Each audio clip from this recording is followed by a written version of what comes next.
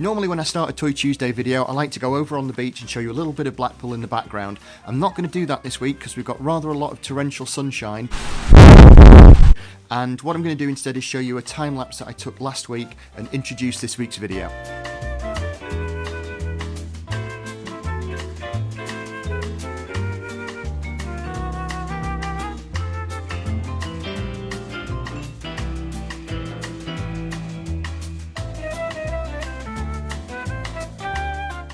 Another reason why I don't fancy going and filming in the torrential sunshine on the beach is because I feel absolutely lousy today. I don't think it's this. But what I'm going to do now is go and make myself some soup and then get on Toy Tuesday in. While I finish my soup off, I'd just like to welcome all the new subscribers to the channel. Again this week there's been loads of you, thank you very much for coming on board, it's brilliant. Now if you had this toy or if you've seen any other Toy Tuesday videos and you would like to share your memories or stories of those toys, put them in the comment section below because I'd love to hear about them from you. Also to our regular subscribers, I've had some great conversations, had a great laugh this week with some of you across social media, Facebook, Twitter and Instagram as well as on YouTube. So thank you for your stories and thank you for sharing. And thank you for watching the videos and all your kind comments as well, it's been brilliant. So what I'm going to do now, finish my soup and get on with the video. Now it wasn't my intention to do two Star Wars Toy Tuesdays back to back, but what happened was, and for those of you who don't know me, there's two things. I'm a bit of a Star Wars fan. You may have noticed that. And also I was born clumsy and never recovered.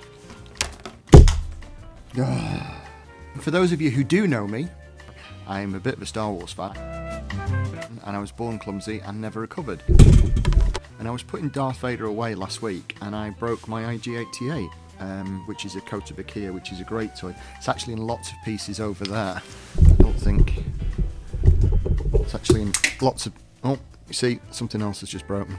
It's in lots of pieces over there. And what I'm going to do before I carry on with this video is actually do a very, very special and important repair to this, which isn't code for botch job.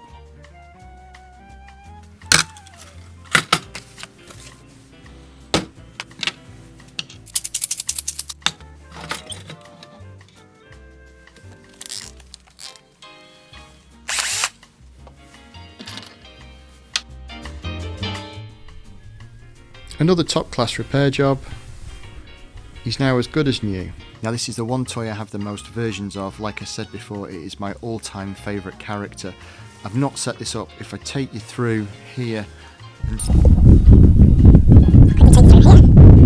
if I quickly open this drawer... No, not that drawer. We have an IG-88 Hot Wheels car. We have a carded trilogy figure. We have a mint on card original vintage Jedi figure.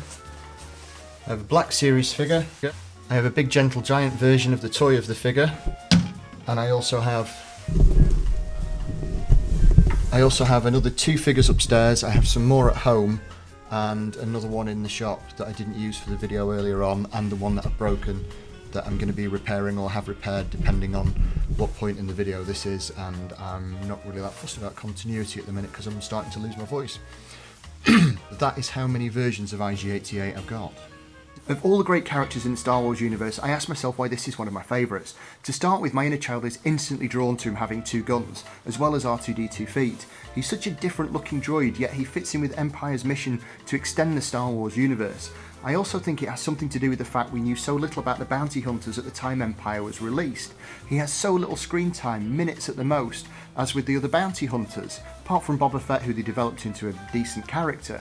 He also appeared occasionally in the comic books of the 80s, but other than that he was basically a static prop that was just leant up against the wall in the background, and it could have been a blink and you miss it moment for IG-88. In fact, I think he was so tall he had to stand him on a lower part of the set to even get him in the shot. But the thing is, he stood out from the other robots in the Star Wars universe because he looked so different to the droids that we'd seen in the films to date. But IG-88 wasn't the creation of George Lucas's brain, and I'm sorry I wanted to use that bit again because it really makes me smile. It was the supervising prop maker Bill Hargreaves who'd been recruited from the film Alien to work on Empire. Once he got to work, we began to see some darker and more interesting robots emerge in the Star Wars universe, even if a lot of them were just in the background. IG-88 being one of his most famous creations, even though he nearly wasn't used in the film at all, and Hargreaves had to fight his corner with the production to get him used on set. And every credit to him for doing so, because it would be some 40 years later before we got to see just how cool and destructive an IG robot could be. Many thanks to the brain of Jon Favreau, the guy from Friends, or if you don't know him from Friends, from Marvel, and if you don't know him from Marvel, you might know him from a food truck, borrowing from the brain of George Lucas, sorry to use that again, but it does make me smile, and using some of the lesser known characters from the Star Wars universe, putting them alongside more familiar ones in a format borrowed from many of my favourite childhood TV shows, did we get the epic Mandalorian? Yeah, correct use of epic I think there. Now the Mandalorian has really re-engaged the fans and also repaired some of the damage done by the Disney Corporation. Who'd have thought we'd be getting nostalgic for the prequel era? Anyway, I digress. It was great to finally see a version of my favourite character in action, and well worth the near 40-year wait, because finally the bounty hunter made of jet engine parts and toilet cisterns lived up to my childhood expectations.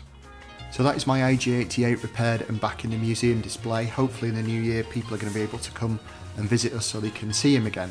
Now, like I said before, this is my absolute favourite Star Wars figure of all time, so I've really enjoyed doing this video and explaining kind of a little bit of why he is one of my favourite figures.